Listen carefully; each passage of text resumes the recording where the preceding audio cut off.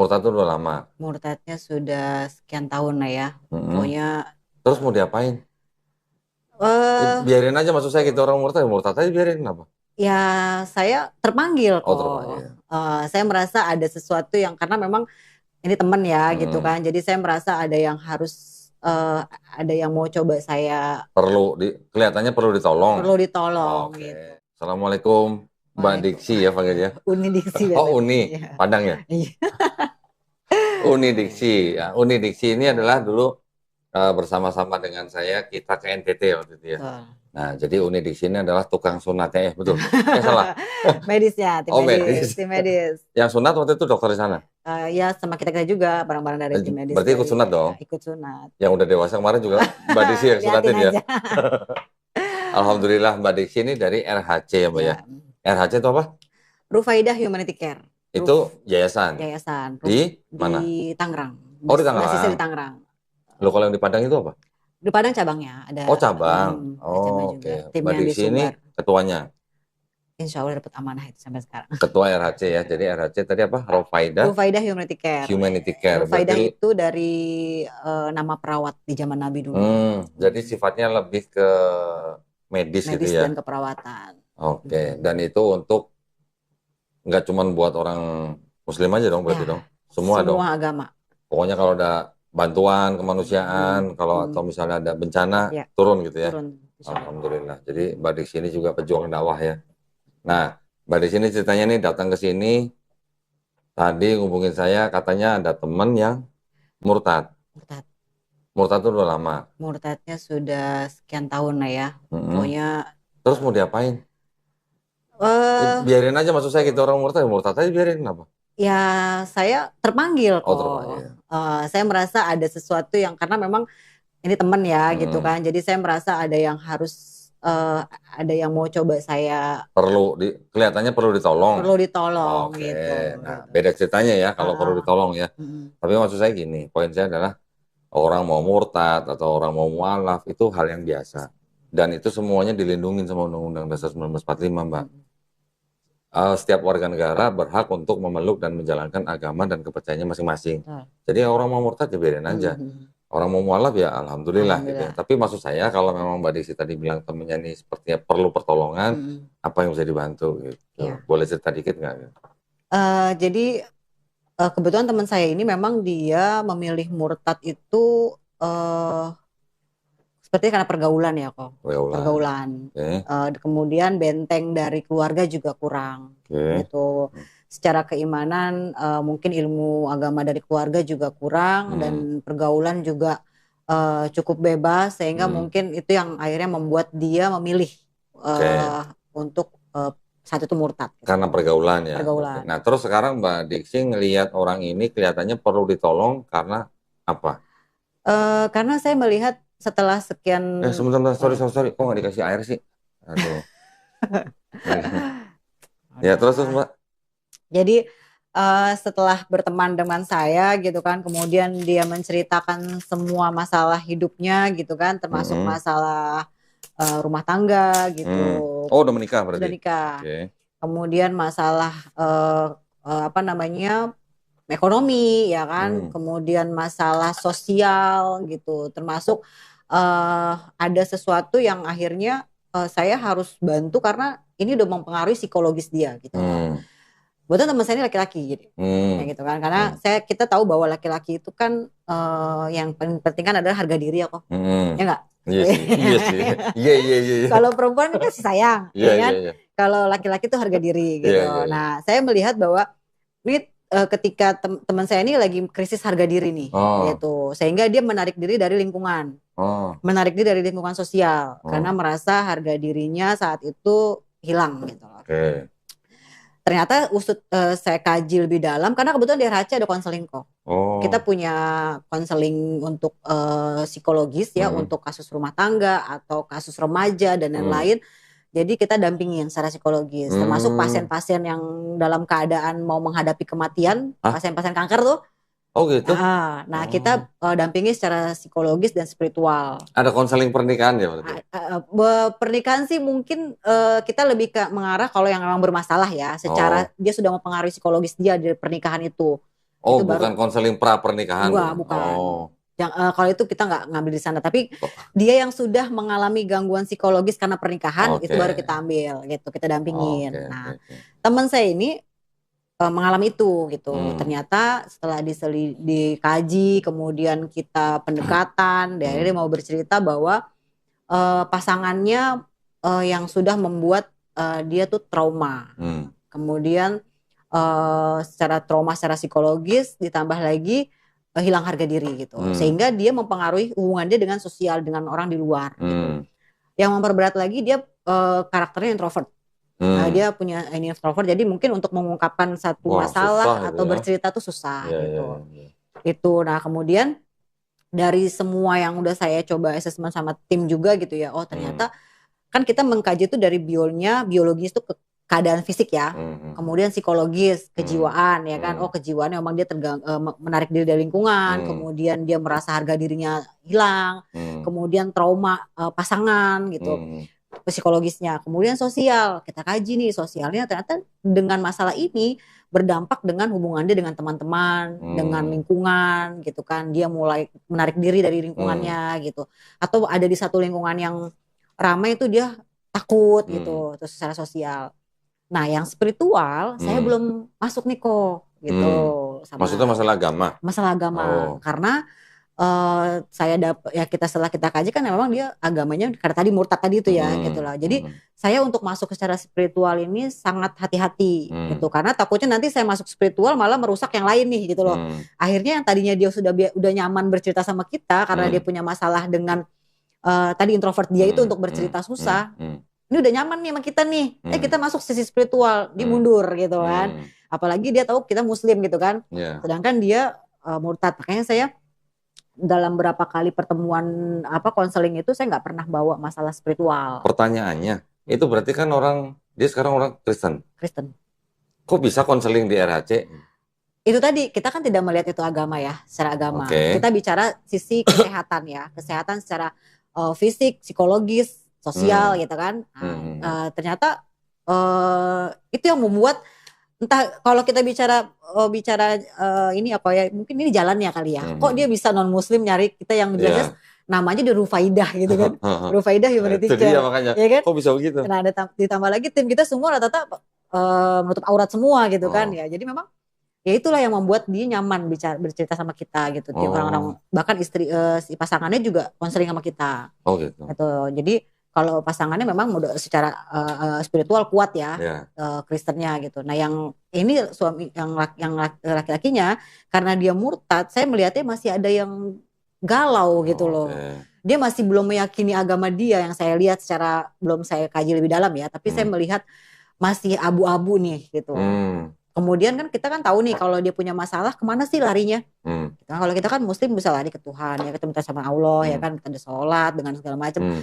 Dia? Saya melihat nggak ada gitu, Oh, nggak ke gereja. nggak ada gitu, nggak ada yang misalnya Oh. nggak ada hal yang Karena setahu saya, kalau di gereja, entah itu Protestan atau Katolik, hmm, mereka juga melayani konseling pernikahan biasanya. oke. Nah, itu kan harusnya mereka ke Iya, harus situ. ke situ. Kok bisa ke RHC? Nah, Atau mungkin sebelumnya udah kenal duluan? Kenal sebelumnya? kenal memang awalnya kan sebenarnya teman kan, Hmm. tapi ya itu tadi ternyata dia nyaman. Padahal kan Oh, sebenarnya dari awal dia tahu nih ini Muslim gitu kan, harusnya hmm, kan dia nggak bisa dong kalau emang dia imannya secara agama dia hmm. kuat mungkin Kenalnya dari mana? Dari kegiatan kemanusiaan juga tuh? kemanusiaan juga Oh sih. gitu. Kita sering pernah bareng turun bareng kegiatan Oh, gitu. berarti dia juga pegiat Kegiatan sosial. sosial. Oh, oke. Jadi secara personal memang saya bisa melihat orang ini baik lah ya Hmm, gitu loh. Dari sisi hmm. humanisnya gitu loh. Terus bagaimana dia memandang satu kehidupan tuh bagaimana supaya bermanfaat Oh, tapi gitu. istrinya juga akhirnya ikut konseling itu juga merasa nyaman. Nyaman. Sebegitu ya?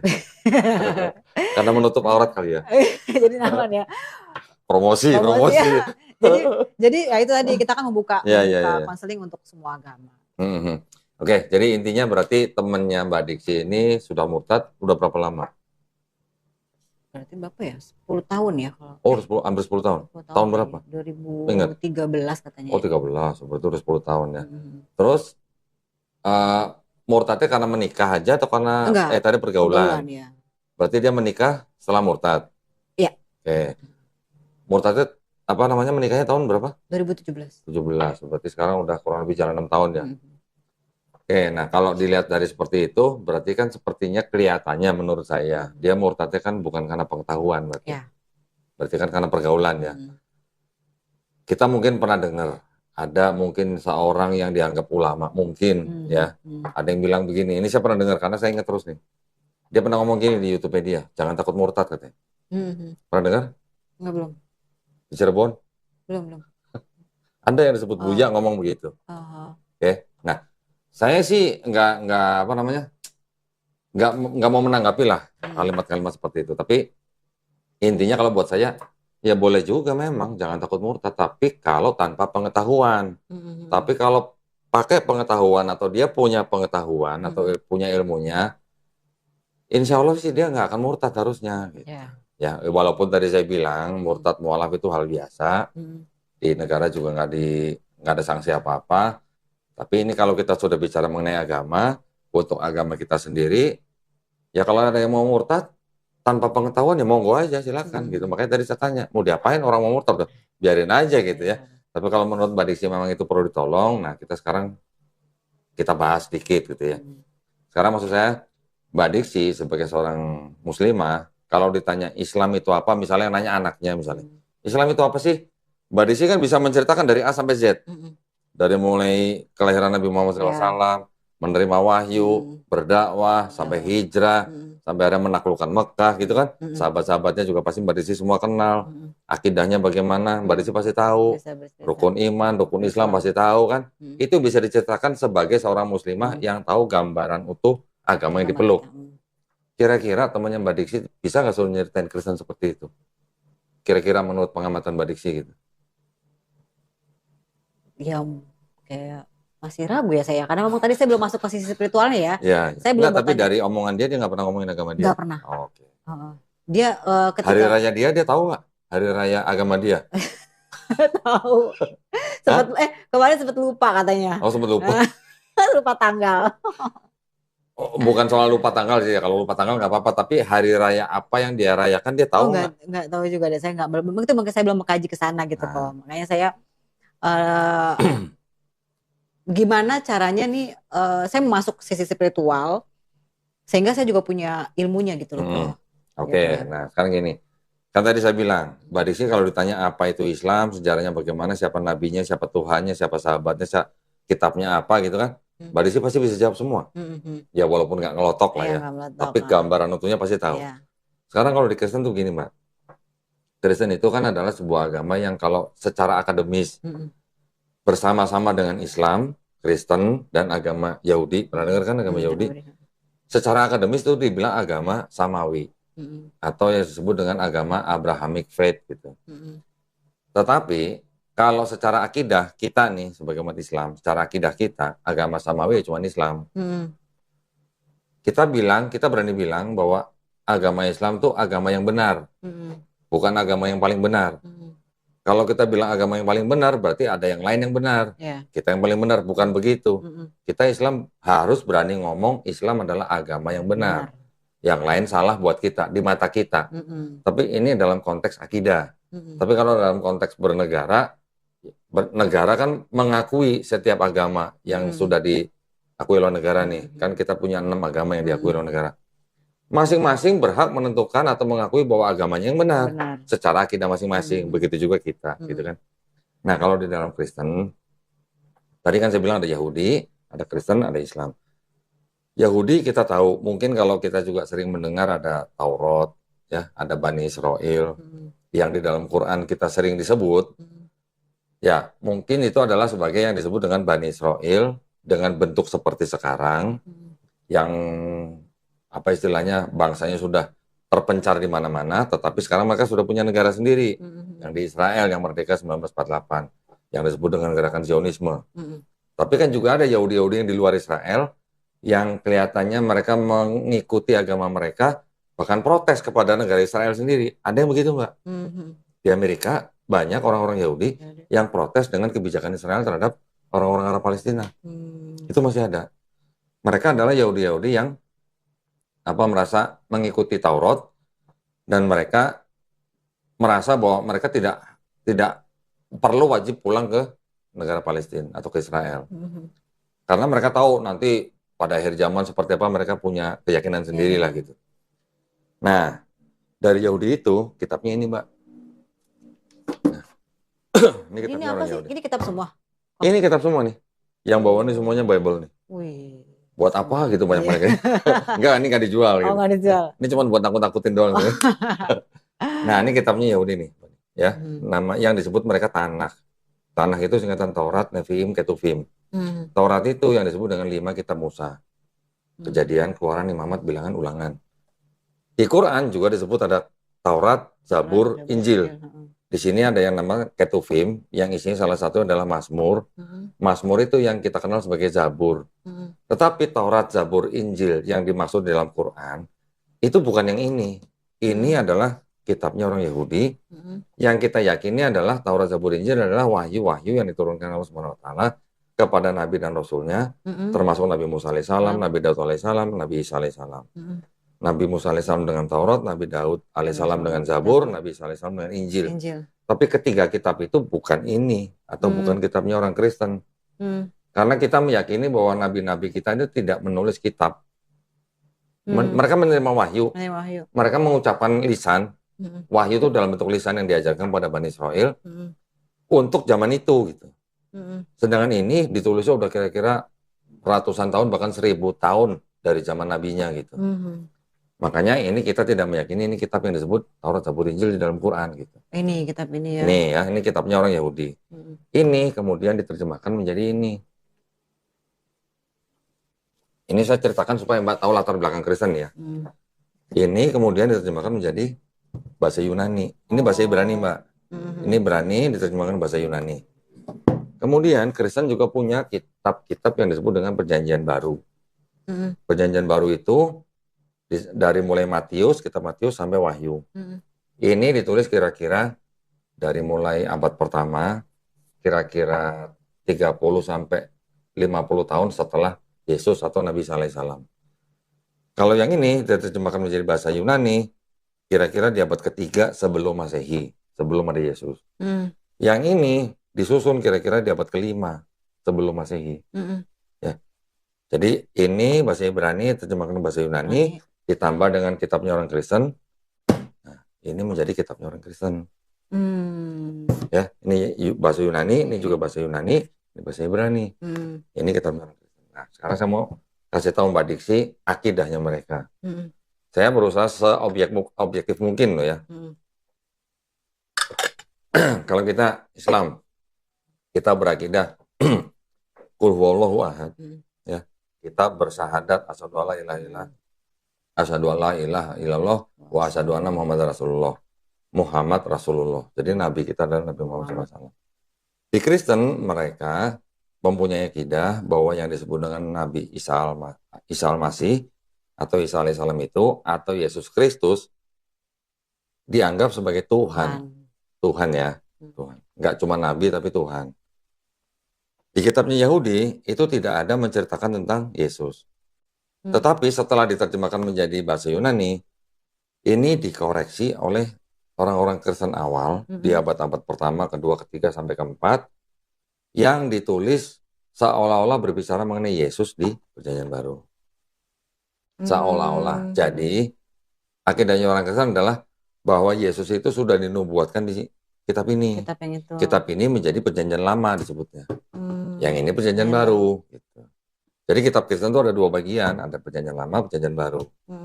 Mereka percaya bahwa Yesus yang di Perjanjian Baru itu sudah dinubuatkan di Perjanjian Lama. Sedangkan orang Yahudi yang punya kitab ini, yang diterjemahkan ke sini, mereka bilang tidak ada nubuat untuk Yesus di Perjanjian Baru. Beda konsep nih. Beda konsep. Ya, beda agama, beda konsep. Kemudian yang di Yahudi ini, mereka juga bilang sebenarnya hampir sama dengan Islam. Kalau kita Qul huwallahu ahad, mereka bilang Adonai Elohenu, Adonai Ehad. Ada Ehad, ada Ahad kita. Mirip kan? Ehad, Ahad kita. Kalau di Kristen, mereka mempunyai akidah konsep ketuhanannya tuh yang terutama yang besar nih ya, yang paling besar kelompoknya adalah disebut kelompok Trinitarian. Trinitarian itu berarti mereka mempercayai bahwa Tuhan itu tetap Esa, tapi Esanya kesatuan. Esa tapi dalam 3 pribadi. Tuhan yang Esa tapi bermanifestasi dalam 3 pribadi, yaitu Bapa, Putra, dan Roh Kudus. Ya. Nanti ada kelompok lain yang disebut dengan Unitarian. Unitarian mereka tidak mempercayai Yesus sebagai Tuhan. Mereka percaya Yesus itu hanya ciptaan, tapi ciptaan yang paling mulia, bahkan lebih mulia daripada malaikat. Nanti ada kelompok lain lagi, namanya Oneness. Mereka percaya bahwa Bapa itu ya Yesus, Yesus itu ya Bapa, satu pribadi, bukan 3 pribadi. Gitu. Jadi ada 3 kelompok utama nih di Kristen. Nah, yang kita kenal kebanyakan mungkin yang Trinitarian, yang dengan Trinitas gitu ya.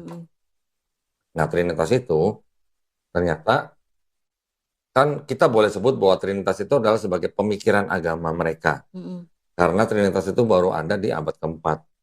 Mungkin idenya sudah ada dari abad kedua, tetapi baru ditetapkan oleh gereja di abad keempat, di akhir abad keempat, yaitu di sebuah konsili atau muktamar. Adanya di konsili namanya Konsili Konstantinopel tahun 381 Masehi. Baru fix ada konsep Trinitas. Sebelumnya mereka mempercayai bahwa Yesus itu juga Tuhan di konsili sebelumnya, yaitu tahun 325 Masehi. Ya. Konsili Nisea namanya. Yesus dianggap sebagai Tuhan. Yang 381, Roh Kudus juga dianggap sebagai Tuhan. Makanya final konsep Trinitasnya.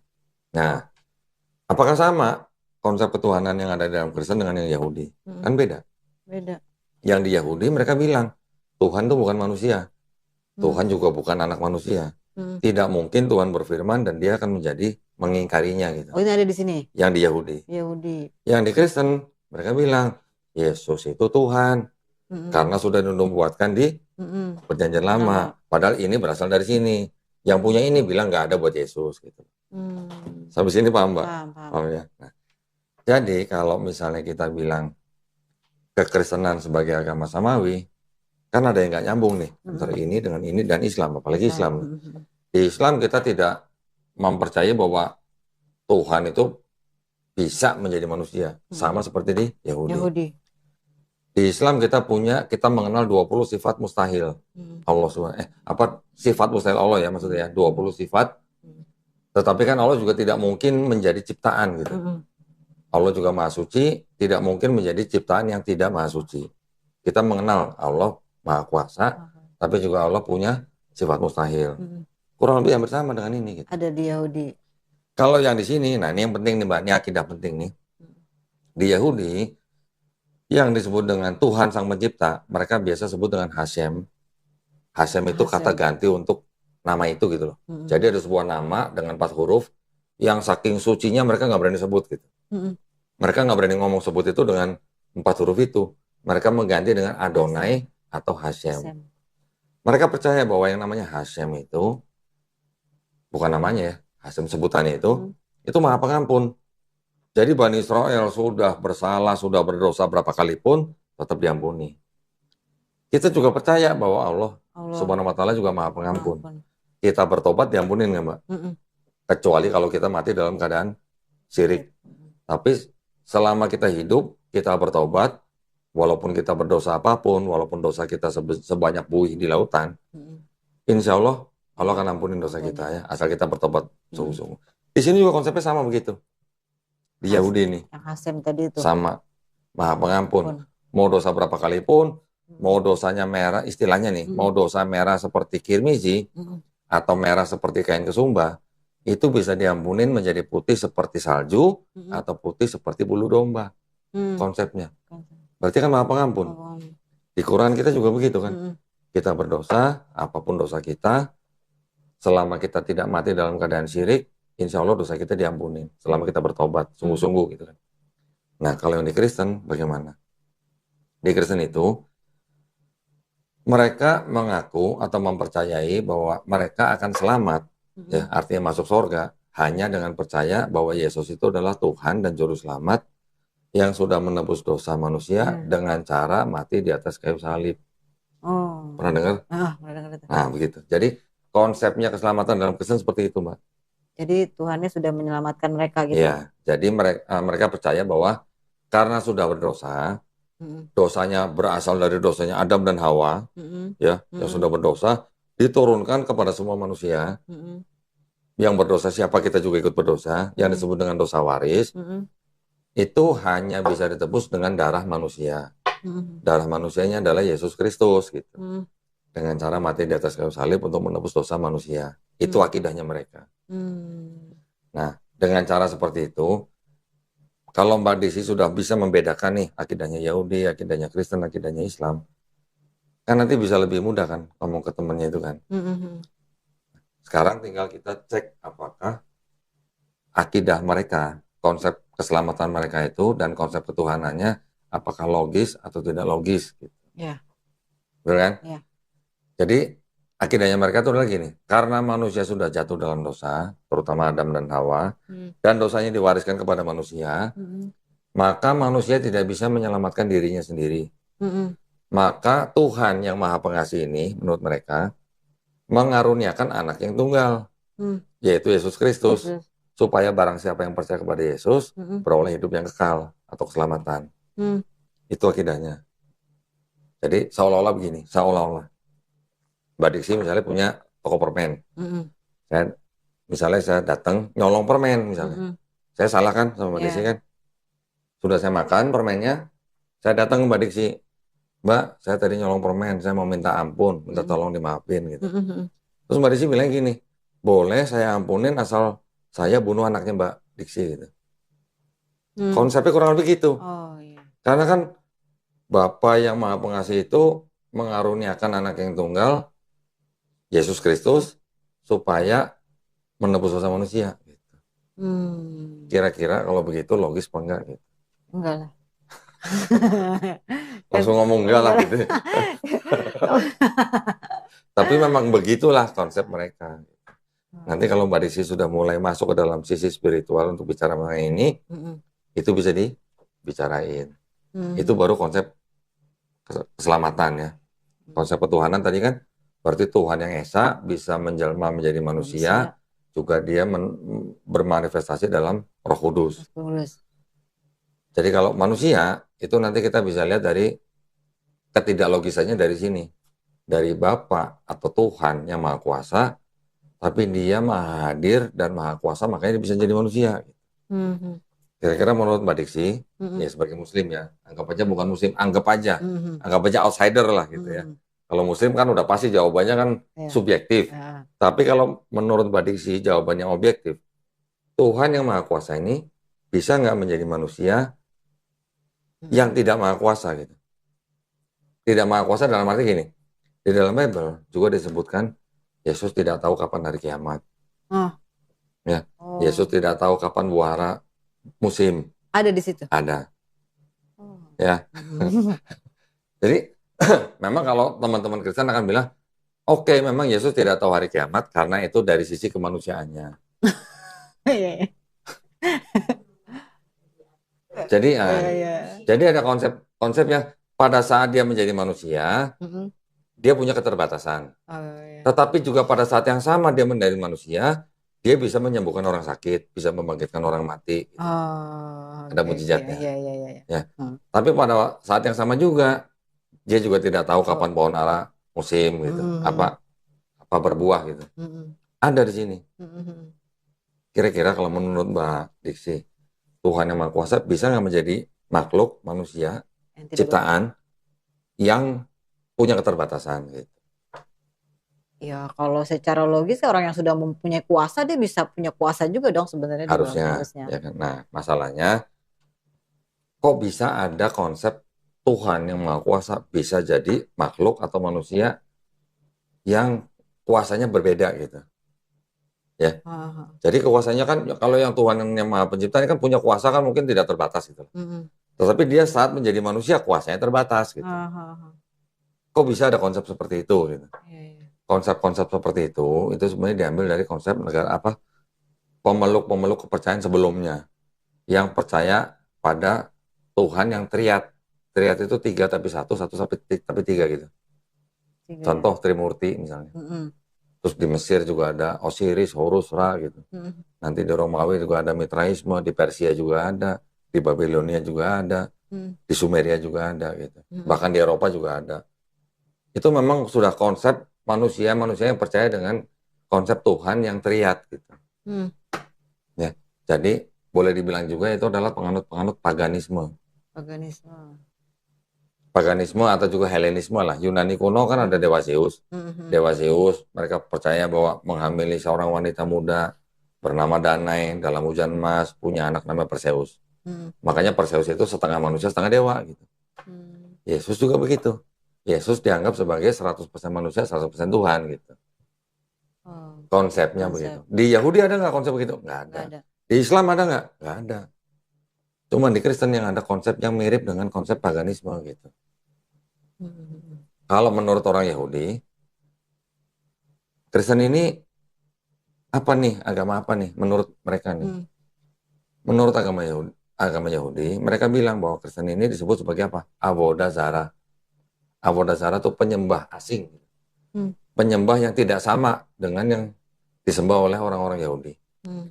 Terus orang Yahudi bisa bilang, kalau Islam apa? Islam itu agama pure yang monoteistik gitu. Tuhannya yang disembah oleh orang Islam itu sama dengan Tuhan yang disembah oleh orang Yahudi. Yang mereka sebut dengan Hashem, kita sebut dengan Allah Subhanahu wa taala. Mereka mengakui bahwa yang orang Islam sembah, Allah Subhanahu wa taala, itu sama dengan yang disebut Hashem oleh mereka. Yaitu Tuhannya siapa? Tuhannya Nabi Abraham alaihissalam, Tuhannya Nabi Yakub alaihissalam, Tuhannya Nabi Isa alaihissalam. Mereka berani ngomong begitu.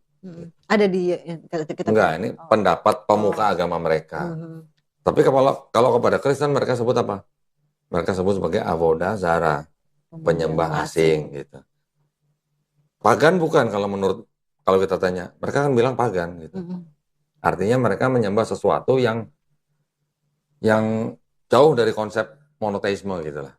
Jadi memang bahkan diakuin sendiri oleh pemuka agama Kristen di abad keempat, namanya Santo Gregory Nyssa, dia mengatakan bahwa Kristen itu adalah perpaduan konsesi antara monoteismenya Yudaisme dengan politeisme Yunani kuno. Dijadikan satu menjadi Kristen. Sampai di sini Mbak kira-kira paham? Paham. Konsep akidahnya mereka, konsep ketuhanan mereka, konsep keselamatan mereka gitu. Sedikit paham. Paham ya? Yang saya jelaskan ini saya cuma berusaha menggambarkan gambaran utuhnya gitu. Saya nggak masuk ke detail-detail ayat-ayatnya lah. Tapi apa yang saya omongin itu ada di dalam sini gitu. Nah, nanti ada beberapa lagi hal-hal yang bisa dibicarakan dengan temannya mengenai kisah-kisah yang ada di dalam Bible yang tidak masuk logika gitu. Contoh misalnya, kan mereka menganggap Yesus Tuhan, tetapi mereka juga percaya bahwa Tuhan itu turun menjadi manusia untuk menebus dosa manusia dengan cara mati di atas kayu salib, ya kan? Kalau Yesus Tuhan, sebelum dia turun ke bumi, dia tahu nggak dia bakal mati? Harus tahu dong. Kalau dia tahu bakal mati, itu boleh nggak tindakannya saya sebut sebagai tindakan bunuh diri? Iya. Tindakannya, bukan motivasinya. Motivasinya mungkin mengorbankan dirinya. Tapi tindakannya bunuh diri. Iya. Boleh nggak Mbak? Nggak boleh. Maksudnya boleh nggak saya sebut itu tindakan bunuh diri? Boleh dong. Iya. Logis nggak kira-kira? Enggak. Oke. Tetapi di dalam sini itu ada kisah-kisah seperti ini. Bahwa Yesus pada waktu mau ditangkap oleh imam-imam Yahudi pada saat itu, dia menyuruh murid-muridnya jual jubah dan beli pedang untuk berjaga-jaga, karena dia bersama murid-muridnya bersembunyi di Taman Getsemani menghindari kejaran dari imam-imam Yahudi. Walaupun akhirnya ketangkap di situ, tapi dia menyuruh muridnya jual jubah beli pedang gitu. Jual jubah beli pedang. Kira-kira pedang buat berjaga-jaga dong, pasti buat dong. Jaga-jaga. Bukan buat motong bawang dong, pasti dong. Terus pada saat ditangkap, ada cerita yang agak sedikit kontradiksi gitu. Awalnya Yesus nyuruh murid jual jubah beli pedang, tapi pada saat pedang itu digunakan oleh muridnya untuk memotong kuping salah satu pembantu imam Yahudi, Yesus sendiri yang bilang, jangan kamu pakai pedang itu gitu. Kalau kamu pakai pedang, kamu akan mati oleh pedang gitu. Yesus bilang, jangan kamu pakai pedang, yang pakai pedang akan mati akan pedang. Tapi ini nyuruh muridnya jual jubah beli pedang gitu. Iya. Paham ya maksud saya kan? Terus kemudian pada saat di Taman Getsemani, sebelum Yesus tangkap, Yesus tuh berdoa sama Tuhannya. Yesus berdoa kepada Tuhannya. Walaupun Yesus dianggap Tuhan, Tuhan berdoa kepada Tuhannya gitu. Ya. Itu ada di situ ya, Yesus berdoa kepada Tuhannya. Ada. Tapi Yesus menyebut Tuhannya dengan sebutan Bapa, gitu ya, Bapa. Nah, Yesus sendiri bilang gini, jikalau bisa, lalukanlah cawan ini daripadaku. Cawan ini lambang bahwa penyalipan gitu.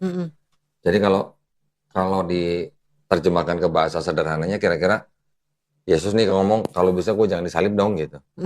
Ya, tapi kalimat akhirnya Yesus juga bilang, tetapi bukan kehendakku yang terjadi, tapi kehendakmu yang terjadi.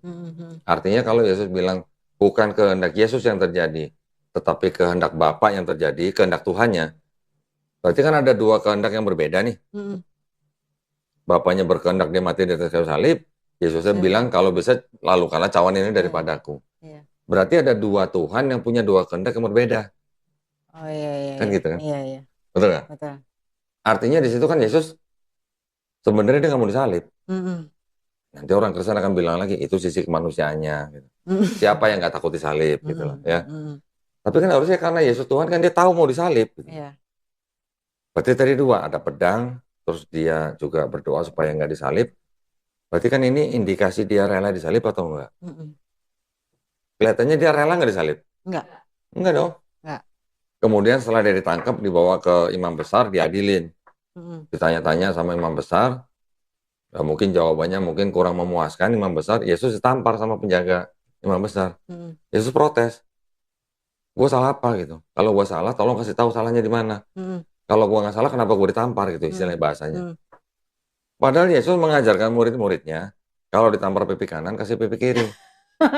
Ada di situ? Ada. Itu ayatnya ada di sini. Oh gitu.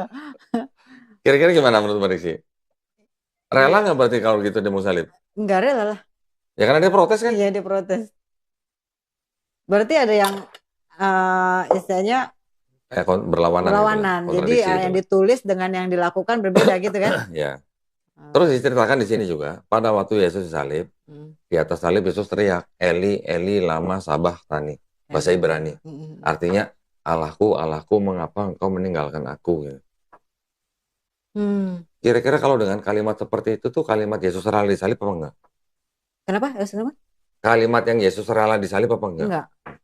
Ada memang kalimat lain, jadi dari 4 gospel itu ada cerita, ada 7 kalimat Yesus di atas kayu salib. Saya nggak ingat semua, tapi salah satunya adalah Eli, Eli, lama sabachthani. Kemudian ada bilang, kuserahkan nyawaku. Kemudian ada yang bilang, kasihlah ampunilah mereka karena mereka tidak tahu apa yang mereka perbuat. Ada kalimat-kalimat seperti itulah. Artinya kalimat-kalimat ini adalah kalimat-kalimat yang sebenarnya nggak sinkron semua. Artinya nggak bisa disatukan. Karena ada satu kalimat yang kok, mengapa kau meninggalkan aku gitu. Berarti kan nggak rela. Kalau memang dia rela disalib, kenapa harus teriak begitu kan gitu. Udah gitu, selama hidupnya di dalam Bible ini diceritakan bahwa Yesus selalu memanggil Tuhannya dengan sebutan Bapa. Tahu-tahu di atas kayu salib menyebutnya Eli, Eli gitu. Kira-kira tuh Yesus apa bukan gitu. Yang disalib gitu. Nggak pernah ada di dalam Matius sampai Yohanes, Yesus menyebut Bapa dengan sebutan Eli. Hanya pada waktu disalib dan teriak-teriak Eli, Eli gitu. Kira-kira Yesus atau bukan tuh yang disalib gitu? Ya itu kita serahkan ke mereka lah. Karena kalau di Quran kan kita jelas. Ya. Wa ma qataluhu wa ma salabuhu. Udah, gitu kan? Berarti kalau Yesus teriak Eli, Eli, lama sabachthani, kira-kira tuh yang disalib Yesus atau bukan gitu. Itu sih hanya inilah. Tetapi dari beberapa indikasi itu, kelihatan bahwa Yesus sebenarnya tidak rela disalib. Gitu. Ya, itu akidah. Nanti Mbak boleh tanya ini ya. Yang kedua, berikutnya, yang menyalib Yesus adalah tentara Romawi. Ya. Tentara Romawi itu nyalib Yesus karena diperintahkan oleh gubernur yang bernama Pontius Pilatus. Ya. Pontius Pilatus mengadili Yesus, akhirnya dia tidak menemukan kesalahan Yesus, tapi akhirnya dia harus menyalibkan Yesus karena tuntutan imam-imam Yahudi. Imam-imam Yahudi ini bisa menangkap Yesus karena jasanya murid Yesus yang bernama Yudas Iskariot. Pernah dengar? Nggak pernah. Yudas Iskariot itu murid Yesus sendiri, tapi dia dianggap berkhianat. Menyerahkan Yesus untuk ditangkap oleh imam Yahudi. Oke? Yudas Iskariot kenapa bisa menyerahkan Yesus? Karena dia dibisikin iblis. Di dalam sini ada. Pada waktu perjamuan terakhir dia dibisikin iblis untuk berkhianat. Yesus disalib, tadi kan Mbak Diksi dengar bahwa Yesus disalib untuk menebus dosa manusia. Ya. Yang menyalib tentara Romawi, yang nyuruh Pontius Pilatus atas tuntutan Imam Yahudi, atas informasi dari Yudas Iskariot, atas bisikan iblis. Kalau tidak ada 5 orang ini, kira-kira Yesus salib nggak? Enggak. Berarti orang-orang ini yang membuat Yesus disalib di atas kayu salib, itu berjasa atau berdosa? Berdosa. Loh, kok berdosa? Berjasa. Berjasa dong. Kalau nggak ada 5 orang ini kan Yesus nggak disalib kan? Iya. Berarti berjasa dong. Kalau berjasa masuk surga, masuk neraka ini 5-5-nya. Surga. Termasuk iblis. Oh, iya. Ada iblis tuh tadi loh. Justru iblis yang pertama kali membisiki Yudas. Kalau nggak ada iblis, bakal ada penyalipan nggak? Nggak ada. Berarti iblis berjasa berdosa. Ya ini pertanyaan. Ya. Kita boleh lempar pertanyaan ini ke mereka yang punya akidah seperti itu gitu. Kira-kira gitu. Terakhir misalnya gini. Anggap aja Mbak Deksi ini seorang Kristen yang punya akidah bahwa Yesus sudah mati di atas kayu salib untuk menebus dosa Mbak Deksi. Anggap aja begitu punya akidah.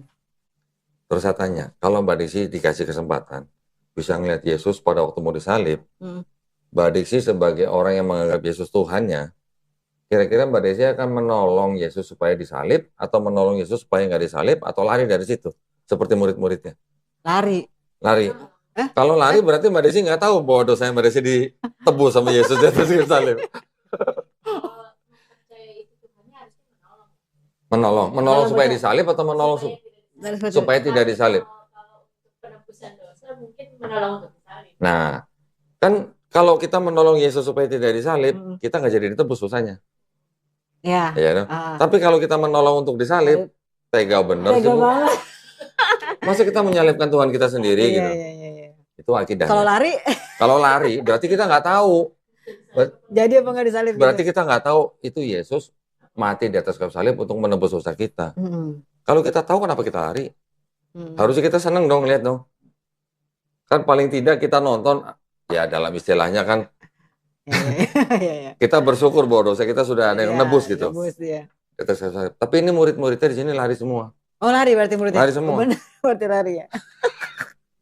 Ya. Umat mereka egois dong ya, mengorbankan Tuhan. Yang ngomong dia ya, bukan kita ya. Sekarang ini juga di dalam Bible ini juga dikisahkan bahwa pada waktu Yesus salib ada ibunya Yesus di dekat salib itu.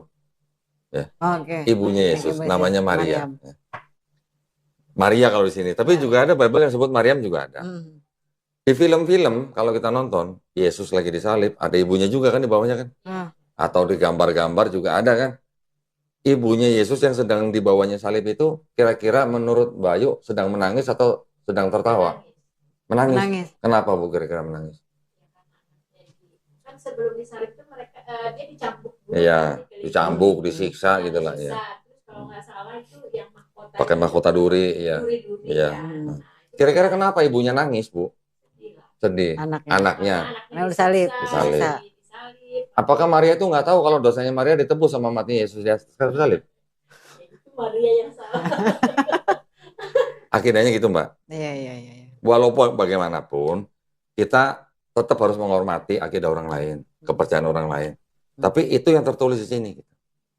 Nah, itu kan bisa ditanya dengan logika-logika, seperti yang tadi pertanyaan saya. Apakah Yesus rela disalib? Apakah orang-orang yang menyalib Yesus itu berjasa atau berdosa? Apakah kalau kita bisa melihat Yesus, kita mau lari atau mau nolongin gitu? Apakah Maria yang lihat itu sedih karena dia nggak tahu dosanya ditebus gitu? Kalau dia tahu dosanya ditebus kan harusnya jangan menangis dong, Bu. Gembira dong harusnya. Tawa gitu. Kira-kira gitu, Mbak. Iya.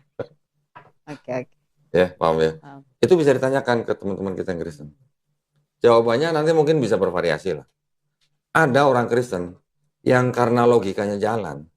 Pada saat dia ditanya, kamu kalau melihat Yesus mau disalib, kamu ngapain? Saya tolong Yesus supaya nggak disalib. Pada waktu dia bilang, lah kalau kamu tolong Yesus nggak disalib, dosa kamu nggak ditebus. Oh iya, kata gitu. Kenapa bisa begitu? Karena berkontradiksi dengan logika. Logika, betul. Saya udah berapa kali orang Kristen di sini saya tanya, jawabannya begitu rata-rata. Saya tolong Yesus supaya nggak disalib gitu. Lah dosa kamu nggak ditebus. Bengong dia. Oh iya, kata gitu. Oke. Gitu. Kira-kira gitu, Mbak. Gambaran gambaran utuhnya lah. Ya. Boleh saya nanya sekarang? Boleh dong. Dondi? Boleh. Jadi kan tadi kan pengetahuan saya yang tentang Kristen yang memang masih minim ya. Saya bilang mungkin saya nggak paham banget gitu loh. Kalau saya balikan lagi nih, pertanyaannya gini. Ini kan orang yang tadi murtad nih, yang mengakui tadi agak apa dengan kitab yang ada di itu dia percaya dengan kitabnya. Kalau saya tanya lagi balik, waktu Kodondi syahadat, apa yang meyakini Kodondi? Karena saya menemukan di dalam Bible ini ternyata banyak ayat-ayat yang palsu atau tidak asli. Nah, pada saat saya hanya mendengar ada ayat yang tidak asli, saya nggak langsung percaya dong. Saya cari tahu dong. Buktinya apa? Yang bilang nggak asli siapa? Ada dai-dai lah, ya. Ada apologet Muslim lah. Contoh saya sebutkan almarhum Syekh Ahmed Didat. Karena saya dulu waktu masih Kristen saya nonton itu malah. Tidak sengaja kan video itu muncul di beranda YouTube saya gitu. Jadi penasaran saya tonton. Satu video ditonton, 2 video, 3 video sampai habis gitu. Saya tonton semua. Dr. Zakir Naik. Ya, mudah-mudahan Allah Subhanahu wa taala merahmati mereka semuanya. Amin. Juga yang lain lah, ada macam-macam, ada Ustadz Hussein ya, ada Yusuf Estes, ada Noman Alikan, semua saya tonton. Kalau yang apa namanya? Yang frontal mengatakan bahwa di dalam Bible itu ada ayat yang tidak asli atau tidak otentik, itu almarhum Syekh Ahmed Didat. Makanya saya cari tahu dari mana Syekh Ahmed Didat bisa ngomong seperti itu. Saya sebagai orang Kristen ingin membela diri dong. Paling tidak membela untuk diri saya sendiri dulu lah. Saya mau mendebat dia kan istilahnya susah gitu ya. Saya cari tahu, saya melakukan pencarian sendiri, akhirnya saya bisa menemukan bahwa terbukti. Ada sebuah Bible kayak gini nih, Mbak. Sayang banget, udah hampir rusak nih. Kemana-mana dibawa nih. Ini kitab suci apa? Masih baca? Katolik. Ini apa? Tidak untuk diperdagangkan. Oke. Ini dipersembahkan kepada umat Katolik Indonesia oleh Direktorat Jenderal Bimbingan Masyarakat Katolik Departemen Agama Republik Indonesia. Resmi nggak? Resmi dong. Resmi ya. Dulu Kodondi Katolik apa Protestan? Protestan. Ini ada sebuah ayat. Ya. 1 Yohanes pasal 5 ayat ke-7. Ini ada ayat 7. Nah, ini ayat 7 nih. Nah, sekarang Mbak Desi yang baca sendiri deh. Supaya tahu isinya apa gitu. Sebab ada 3 yang memberi mata saya ini.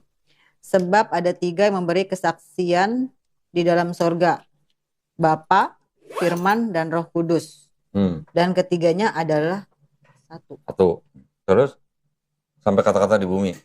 Dan ada 3 yang memberi kesaksian di bumi. Roh dan... Yang dari sini. Dari mulai di dalam sorga sampai kata-kata di bumi. Mana bumi? Ini bumi nih. Ini ada tanda kurung kan? Dalam kurung di dalam sorga, Bapa, Firman, dan Roh Kudus. Titik 2 dan ketiganya adalah 1. Sampai? Dan ada 3 yang memberi kesaksian di bumi. Nah, sampai kata di bumi kan ada tanda kurung kan? Itu ada catatan di sini nih. Ayat 7 sampai 8. Kalimat di dalam sorga sampai dengan di bumi. Nah, itu keterangannya begini. Dibaca nih, Mbak. Bagian. 7. Bagian ayat ini tidak terdapat dalam naskah-naskah Yunani yang paling tua dan tidak pula dalam terjemahan-terjemahan kuno, bahkan tidak dalam naskah-naskah paling baik dari Vulgata. Terus? Bagian ini kiranya aslinya sebuah catatan di pinggir halaman salah satu naskah terjemahan Latin yang kemudian disisipkan ke dalam naskah-naskah oleh penyalin dan akhirnya bahkan disisipkan ke dalam beberapa naskah Yunani. Karenanya bagian ini pasti tidak asli. Apa, Mbak? Nggak asli. Apa? Nggak asli. Tidak asli itu apa? Tidak asli. Palsu. Saya yang ngomong ya, bukan saya. Ini ada sebuah catatan seperti ini. Jadi artinya di dalam Bible itu proses penyusunan ya pembentukan sampai menjadi Bible yang seperti ini mengalami proses-proses yang apa? Tadi kan ada disisipkan oleh penyalin, gitu kan? Berarti ada proses penyalinan, ada penyalin yang menyisipkan. Tadi apa? Ada catatan di pinggir halaman. Catatan di pinggir halaman disisipkan menjadi apa? Menjadi ayat. Justru ayat inilah yang menjadi bukti teks menurut Kristen bahwa ada ajaran Trinitas dalam Bible. ternyata ayat ini tidak asli. Gitu. Karena saya bisa menemukan seperti ini, buat saya nih ya, buat saya pribadi ya, berarti buat saya kitab ini menurut saya tidak bisa disebut sebagai kitab suci karena ada ayat yang tidak asli. Tidak asli. Dan ini nggak cuma satu, Mbak, banyak di sini, banyak. Saya tunjukin lagi ya. Tapi kok kalau mereka kan maksudnya pasti membaca kitab itu juga ya? Enggak semua jemaat punya kitab ini, Mbak. Oh. Yang mereka punya ini, yang nggak ada catatan seperti ini. Ini nggak ada catatan kakinya. Oh, nggak ada note-nya istilahnya Nggak ya. ada footnote-nya. Ya. Oh. Saya kasih lihat lagi nih. Termasuk mungkin ini yang di perjanjian baru itu? Di sini juga nggak ada catatan kakinya. Padahal semua ini ada dari sini juga ya kan, dari Yahudi. Bukan, kalau yang perjanjian baru tulisan mereka sendiri. Iya, maksudnya. Kalau yang ini yang dari Yahudi menjadi Septuaginta ini bahasa Yunani, ini juga tidak ada. Yang Yunani nggak ada catatan kakinya, yang terjemahan nggak ada. Perjanjian baru dirubah sendiri. Ya, sekarang yang di sini yang perjanjian baru ini, kalau ini ada perjanjian lama, perjanjian baru ya Bu ya. Ya, tapi ini ada catatannya gitu lah. Jadi asal dari sebuah ayat gitu, ayat apa gitu, misalnya dari mana gitu. Kayak ininya ada sumbernya ya. Nah, contoh nih. Apa tuh ayat Matius? Ini Matius 17 ayat 21. 20 Ayat 20. Ini nih 21. Ayat 21. Nah, coba dibaca. Maka gunung ini akan Bukan, yang di garis merah. Jenis ini tidak dapat diusir kecuali dengan berdoa dan berpuasa. Ada catatan di bawah tuh. Apa tuh? Catatan ayat 21. Ayat ini tidak asli dalam Matius, tetapi diambil dari mereka apa? Markus 9:29 dengan ditambah kata berpuasa. Dan berpuasa. 2 tadi ya. Masih banyak di sini yang begitu. Jadi ya karena mereka nggak tahu ini. Nggak tahu kitab ini ya. Iya. Kalau di sini nggak ada catatan kakinya. Tapi kalau yang orang benar-benar belajar Bible, mereka pasti nanti akan larinya ke sini. Akan maksudnya bicara studi Bible gitu ya. Kalau yang di bahasa Indonesia, setahu saya tidak ada catatan-catatan seperti itu. Kalau yang di bahasa Inggris itu ada catatan-catatannya, Mbak. Ada yang disebut dengan studi Bible gitu. Contoh misalnya ini. Scofield Reference Bible. Di dalam Bible mereka ini, selain ayat, mereka juga punya referensi nih. Nah, setelah referensi, mereka juga punya catatan. Ini nih catatan-catatan di bawah nih. Gitu. Jadi, ya kalau boleh dibilang jujur, ya mereka jujur gitu. Iya. Tapi pada akhirnya, dengan melihat konsep ketuhanannya, dengan melihat konsep keselamatannya, terus dengan kita mengetahui ada ayat yang tidak asli, belum lagi nanti ada ayat-ayat yang kontradiksi, akhirnya membuat saya memutuskan bahwa buat saya ini bukan kitab suci gitu.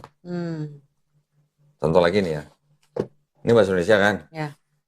Saya bukain di sini ada yang namanya Kitab Lukas pasal 4 ayat 44. Coba berisi bacain. 4 ayat 44 coba. 20. Nih 44. Lalu ia memberitakan Injil dalam rumah-rumah ibadat di tanah orang Yahudi. Karena orang Yahudi.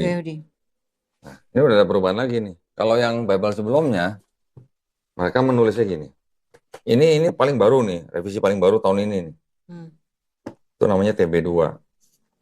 Kalau masih yang di TB sebelumnya, yang belum diganti, mereka menulisnya ini. 44 nih. Nih. Ini yang baru ya? Enggak, ini yang lama ya sebelumnya? TB, ini TB. Kalau ini TB2.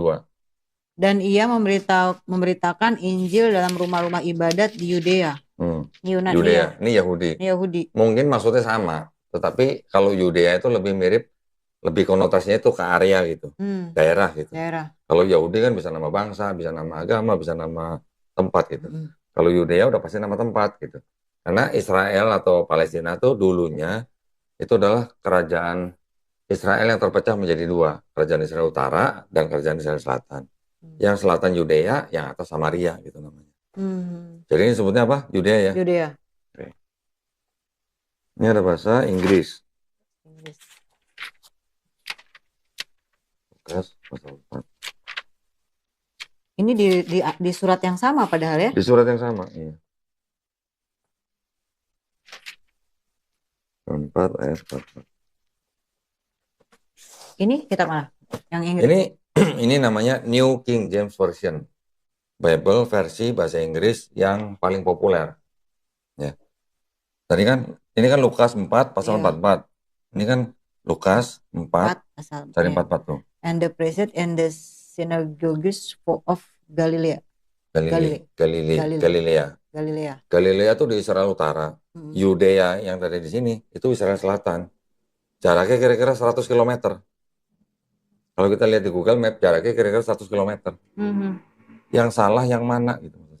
Ini kan sama-sama Lukas 4 ayat 44. Iya. Ini yang dari luar ya? Inggris ini ya? Yang NKJV. Cuman ini Bible-nya namanya Scofield Reference Bible. Mau lihat yang di ini juga ada. Ini juga ada nih yang KJV. Ini Gideon ya, Holy Bible ini KJV. Sama sih sama ini. Ini kita lihat nih. Ini kayaknya orang baru nih. Masalah gini-ginian nih masih benar-benar belum pernah dengar ya. Pernah dengar. Bayu pernah dengar? Karena kan di sekolah Katolik. Oh iya. Tapi dulu waktu sekolah di Katolik dia dikasih tahu nggak ada ayat yang beda-beda begini?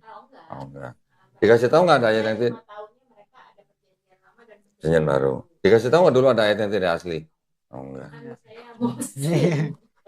Loh emang yang Katolik emang dikasih tahu ada ayat tidak asli? Enggak juga. Pendetanya tahu dong kok, pastor. Ini Bible harusnya Bible khusus calon pastor.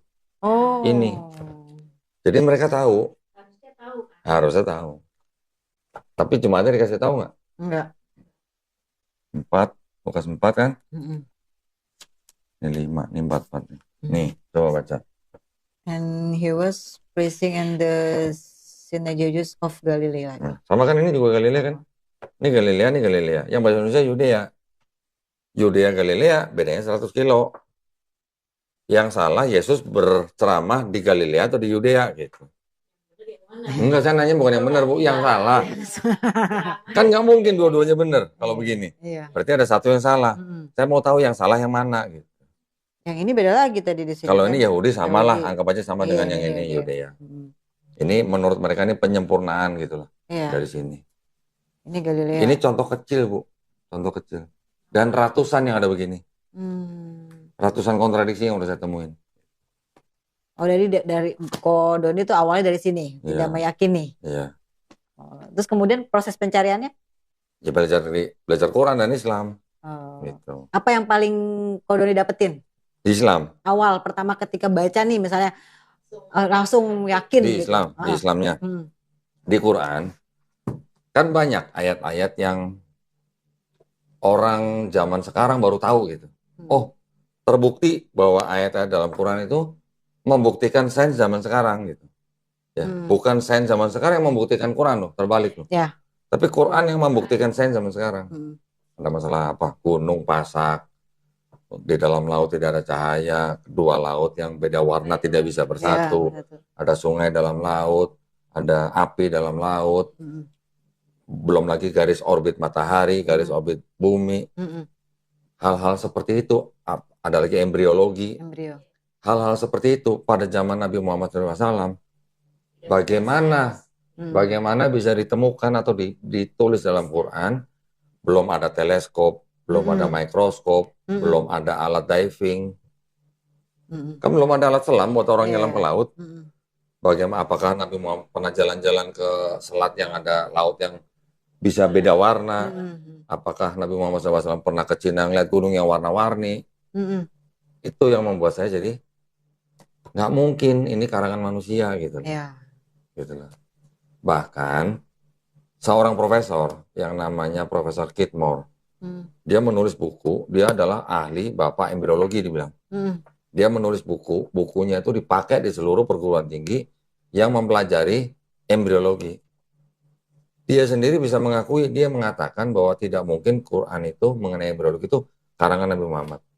Ini pasti berasal dari Tuhan Sang Maha Pencipta. Sampai begitu. Dia bikin konferensi persnya di Arab Saudi. Diundang oleh pemerintah Arab Saudi. Setelah pulang, apakah dia masuk Islam? Ternyata enggak. Ya nggak apa-apa, itu kan bukan hak kita kan. Hidayah kan milik Allah Subhanahu wa Ta'ala. Tapi setelah saya pelajarin, ternyata kenapa dia nggak masuk Islam?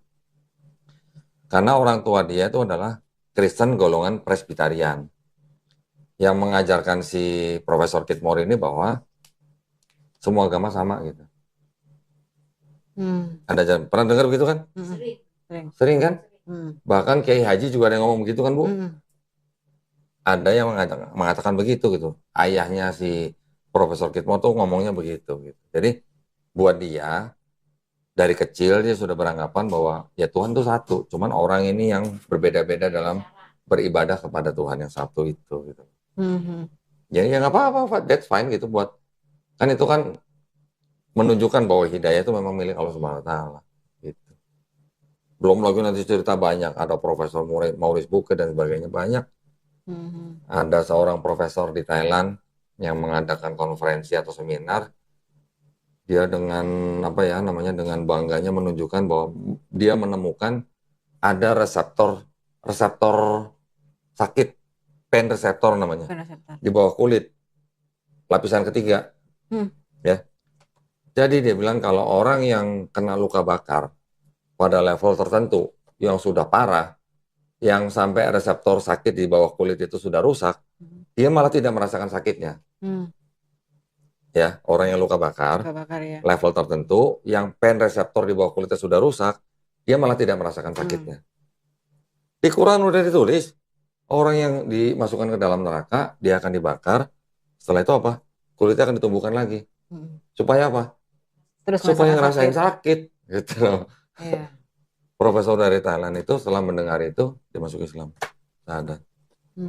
Banyak. Ada lagi profesor Jepang meneliti tentang air, macam-macam. Ya, meneliti tentang ruang angkasa, begitu juga. Sudah ada di Al-Quran. Sudah ada semua di Al-Quran. Nah, siapa kira-kira yang menurunkan ayat di Quran itu? Kalau bukan yang menciptakan langit dan bumi, yang bukan menciptakan manusia, hewan, dan tumbuh-tumbuhan. Iya kan? Kalau bukan yang menciptakan manusia, bagaimana bisa ditulis ada sakit, ada orang disiksa di neraka, ditumbuhkan lagi kulitnya, gitu. Macam-macam. Itu yang membuat saya tidak bisa menolak bahwa ini pasti berasal dari yang menciptakan manusia dan langit dan bumi, gitu.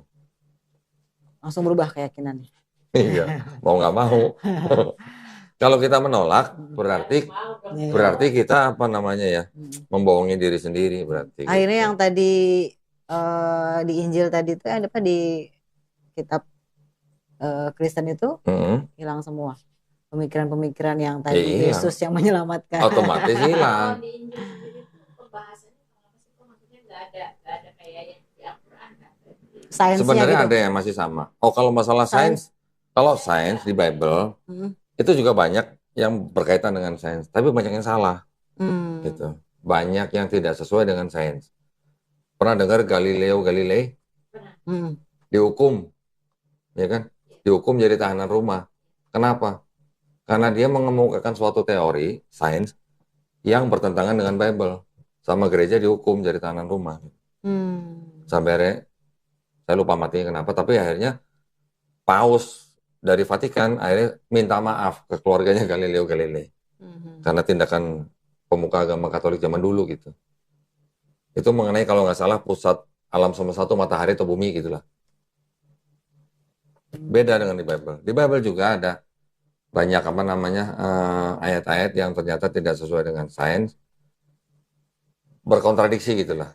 Saya sudah pelajarin semua sebabnya kenapa, kok bisa kontradiksi, kok di sini banyak kontradiksi, diceritakan kisahnya sama tapi nama orangnya beda, angkanya beda gitu. Mau lihat contohnya? Mana? Nih. dua Tawarik. Yang di sini 2 Raja-Raja 8. Nah ini, yang dikuningin baca. Ia berumur 22 tahun pada waktu ia menjadi raja dan setahun lamanya ia memerintah di Yerusalem. Yang disebut ia ini kan adalah ini. Siapa tuh? Ahazia kan. Berapa umurnya? 22. 22. Terus yang ini? Ya sebentar. Nih. Ahazia berumur 42 tahun pada waktu ia menjadi raja dan setahun lamanya ia memerintah di Yerusalem. Nama ibunya ialah Atalia cucu Omri. Lah ini kan Bener satu nggak? Sama nggak? sama, Nama ibunya siapa? Cucu siapa sama? Sama nggak? sama. Sama. Satu buku Orangnya sama. Satu buku. Tapi yang di sini berapa tahun? 22, Yang di sini? 42. Nah, sekarang udah dirubah di sini. Sudah dikoreksi. Oh, Kitab suci dikoreksi. enggak lah harusnya. Enggak ada lah. Nanya Nah, doang. ini kayak bikin buku jadinya kan. Nih, kalau yang tadi dua raja-raja, berapa di sini? Ahazia berumur 22 tahun pada waktu menjadi raja dan selama setahun ia memerintah di Yerusalem. Nama ibunya Atalia cucu Omri. Dua-dua lagi. Ini kan dua tawari kan. Bentar. Ini kan, nah ini dua raja-raja. Kita lihat yang dua raja-raja.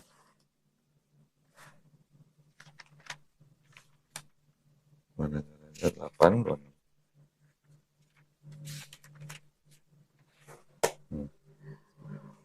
Ia berumur 22 tahun pada waktu menjadi raja dan selama 1 tahun ia memerintah di Yerusalem. Nama ibunya Atalia cucu Omri raja Israel. Ya. Ini kan dua raja-raja 8, 26. Ini dua raja-raja 8, 26 ya. 26. Sama nggak sama ini? Sama kan? Sama. Iya berumur berapa? 22 tahun. 22 di sini? Umur 22 tahun. 22 tahun. Terus tadi yang di dua tawari, di sini kan sebutnya berapa? 42 kan? Ini berapa? Berumur 42 tahun. Nah, kita lihat yang di sini. Ini berapa? Ahazia berumur 22 tahun. Ini berapa? 42. Udah dikoreksi.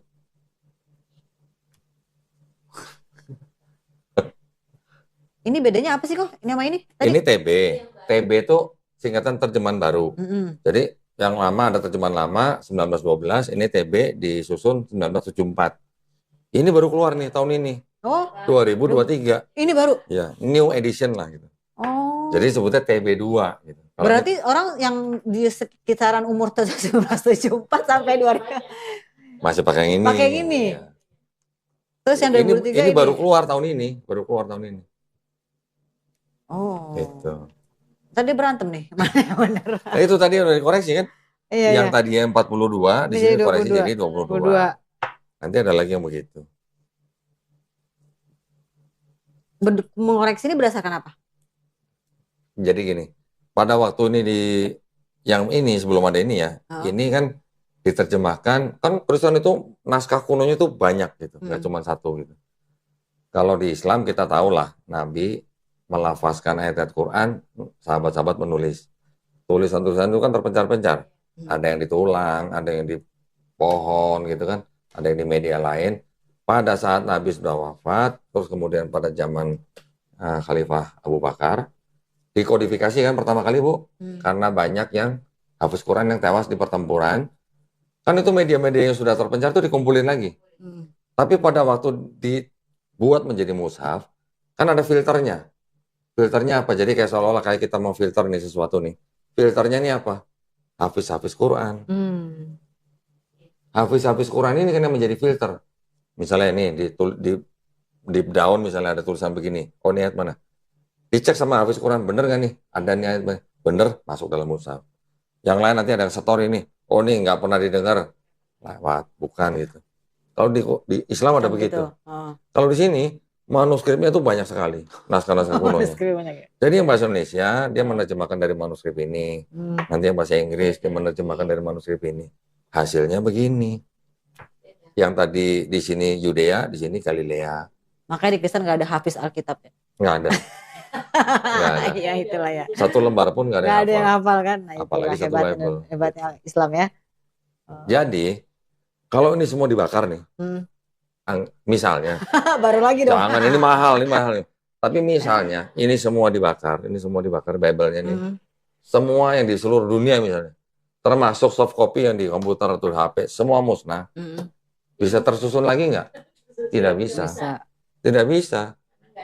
Karena nggak ada yang menghafal. Tapi kalau Quran, mau dimakan kambing, mau dimakan anjing, mau dimusnahkan, mau dibakar, yang di seluruh dunia maksudnya, bisa terbentuk lagi nggak Bu? Bisa. Cepet nggak? Cepet. 30 orangnya aja. Hah? Cepet karena yang hafiz Quran banyak. Jutaan, bahkan ada yang bilang ratusan juta hafiz Quran. Gitu bedanya. Mulai contoh lagi. Ini untuk meyakinkan. Jadi nanti bisa kasih tahu temennya. Saya sudah melihat sendiri dengan mata kepala saya sendiri gitu. Misalnya gitu lah ya. Benar. 2 hari. Sekarang ini kan tadi sama-sama bahasa Indonesia. Kita sekarang cek bahasa Inggris. Boleh dong? Kan sama-sama. Ya. 2 hari.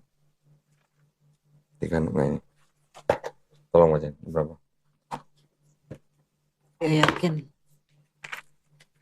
yakin berumur 8 Berapa? 18 tahun. 18. Waktu ia menjadi raja dan 3 bulan 10 hari. Enggak, ini lain. Oh, lain. Lain. Oke. Yakin berumur 18 tahun pada waktu ia menjadi raja dan 3 bulan 10 hari lamanya ia memerintah di Yerusalem. Ia melakukan apa yang jahat di mata Tuhan. Berapa tahun umurnya? 18. Ini baca dari sini nih. Yang kuning. Yehoyasin was 8 year old when he... Berapa? 8 years. 8 tahun. Bener. Ini 18. Ini 8 years old. 8 tahun. Yang salah yang mana gitu maksudnya. Kan nggak mungkin dua-duanya bener, Bu. Iya ya. Ya kan? Kurang kali 18 maksudnya. Ini ternyata diterjemahkan dari manuskrip yang berbeda dengan ini. Kalau di sini 8 years old 8 tahun, kalau di sini 18 tahun. Nah, di tadi yang 2023 terbaru itu ini umat Kristiani sendiri tahu nggak ada yang terbaru sekarang 2023? Ada, tahu lah harusnya. Kalau yang pemerhati ya pasti tahu lah harusnya. Nah, mereka merevisi ini, ada bukunya nih, ada buku penjelasannya. Nah, salah satu penjelasannya yang disebutkan adalah ini direvisi apa-apa gitu ya. Alasannya kenapa gitu, latar belakangnya apa gitu. Tetapi di ujungnya mereka ini buku saku ibaratnya ya. Buku saku.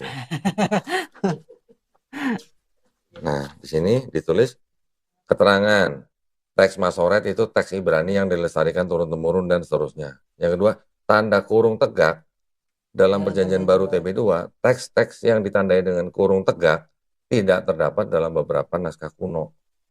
Yang tadi dibaca di sini. Yang tidak terdapat dan kemudian disisipkan gitu. Jadi yang di sini sekarang yang pakai tanda kurung tegak, itu sebenarnya adalah ayat-ayat yang disisipkan belakangan gitu. Ya.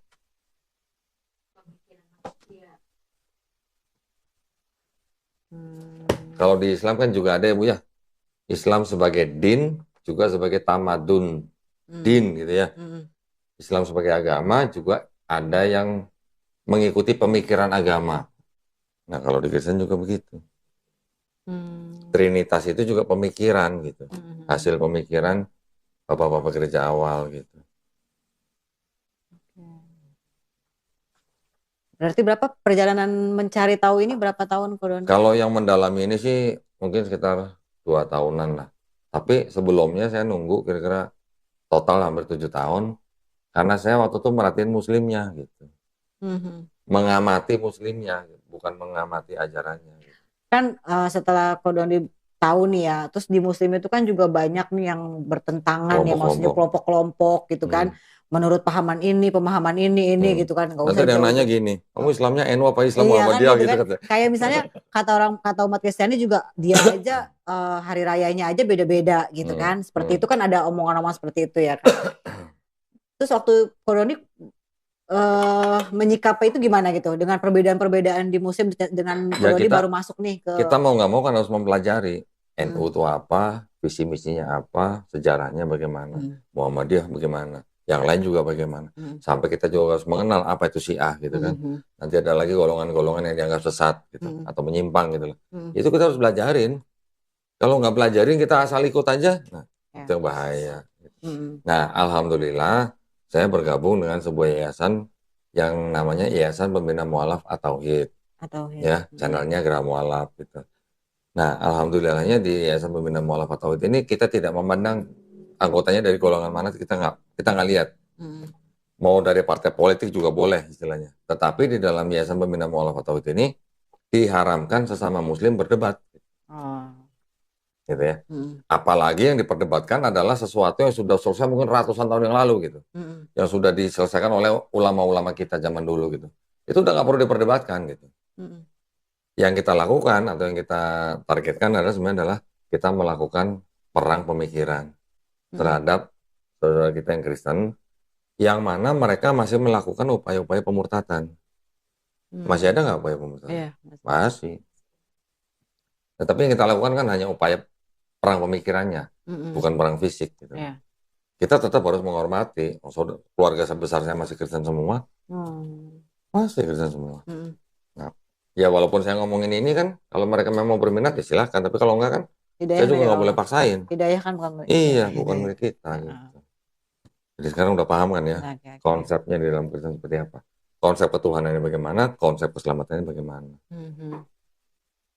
Kemudian apa yang saat ini juga meyakini Ko Dondi untuk benar-benar bergerak dan fokus dalam hal ini. Nah, ini tujuannya adalah apa? Untuk membentengi akidah umat Islam dari upaya-upaya pemurtatan. Gitu. Nah, itu dia. Salah satunya juga untuk misalnya menjadi menjadi cara atau pertolongan pada temannya Mbak Diksi itu. Gitu. Saya sering kedatangan tamu di sini ya, orang tua yang anaknya hampir murtad atau bahkan saudara yang murtad, datang sini kita ngobrol sama anaknya, disebutin nanti cara-caranya mereka bisa murtad dari mana, gimana ceritanya kok tahu-tahu bisa ketemu orang. Kadang-kadang nggak diduga Bu, bisa terjadi di pasar, di depan Indomaret, saya nggak boleh sebut merek ya, di depan minimarket lah pokoknya ya, bisa terjadi ketemu misionaris atau pendeta diajak gereja. Jangan salah loh, di dalam gereja tuh sistem kekeluarganya jauh lebih bagus daripada masjid. Tanya Mbak, tuh, terutama Pantai Kosta Bu, sistem kekeluarganya.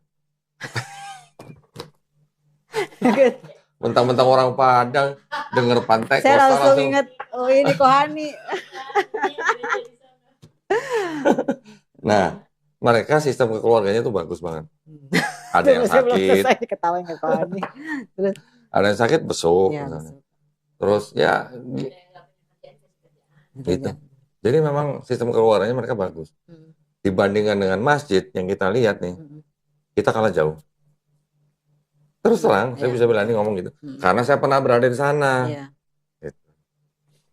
Kemudian kan Ko Dondi sering nih kedatangan, tadi kan bilang kedatangan orang yang udah mau murtad, orang yang sudah murtad gitu kan ya. Ini saya kesini juga kan otomatis kan karena saya pengen belajar nih sama Ko Dondi kan, karena saya dapat satu kasus yang saya rasa saya butuh ilmu juga nih untuk ngadepin orang semacam inilah ya gitu ya.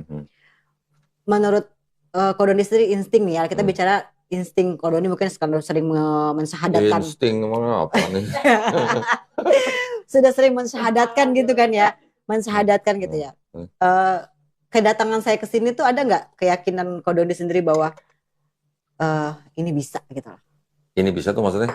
Oh ya, temennya Mbak Desi itu bisa menarik keyakinan ya, maksudnya karena kan kita kan kalau bicara tentang tauhid atau akidah kita ya, kita meyakini bahwa pertemuan itu semua sudah ada, tidak ada yang kebetulan. Bahkan tadi hari ini pun kita nggak secara mendadak banget gitu kan. Makanya kan tadi saya bilang kalau bisa temennya bawa sini harusnya.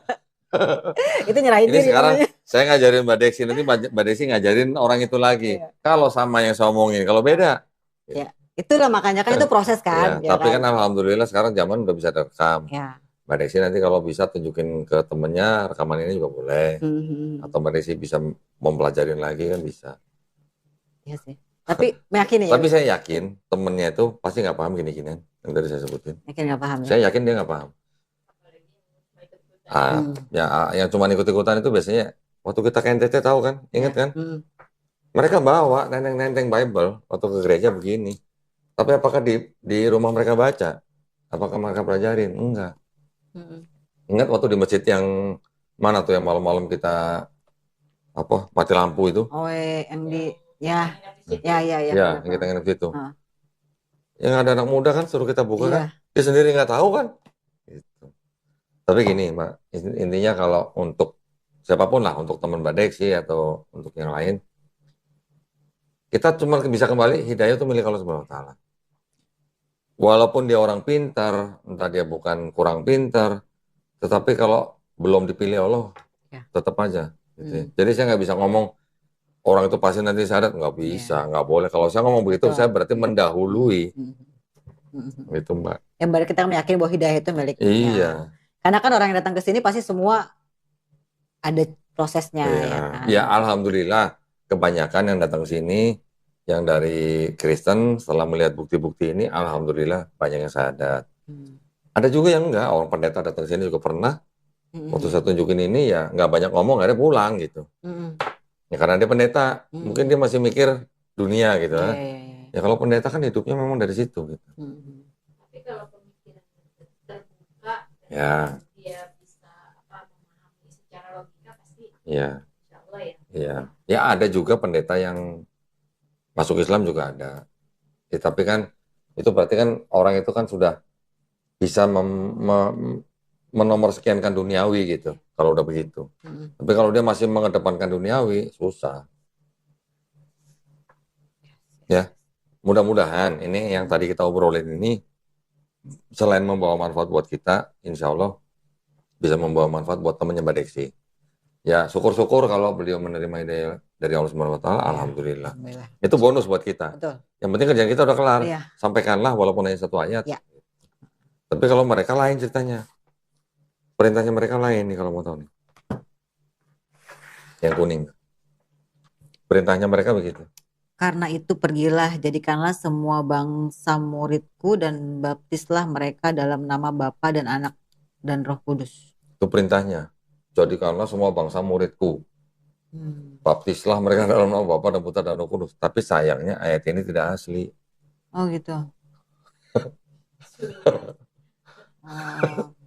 Disisipkan lagi. Disisipkan. Di sini mungkin tidak ditulis begitu ya.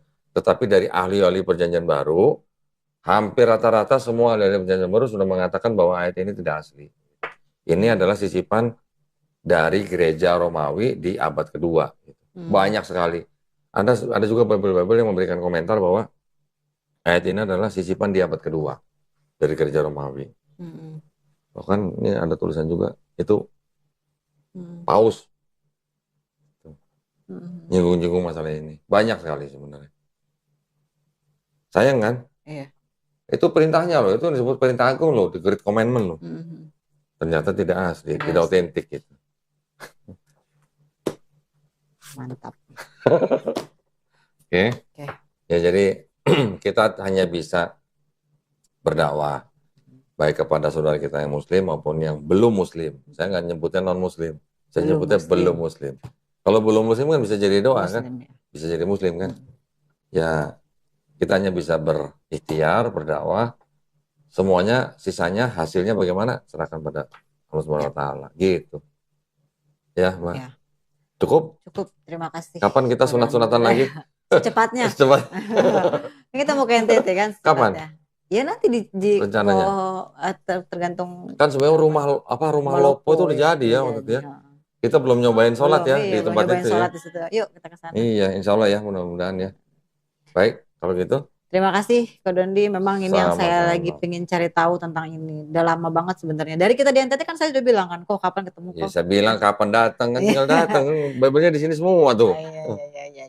Nanti selanjutnya kita bahas tentang kesehatan ya. Nah, boleh. Ya, kesehatan pasca sunat maksudnya.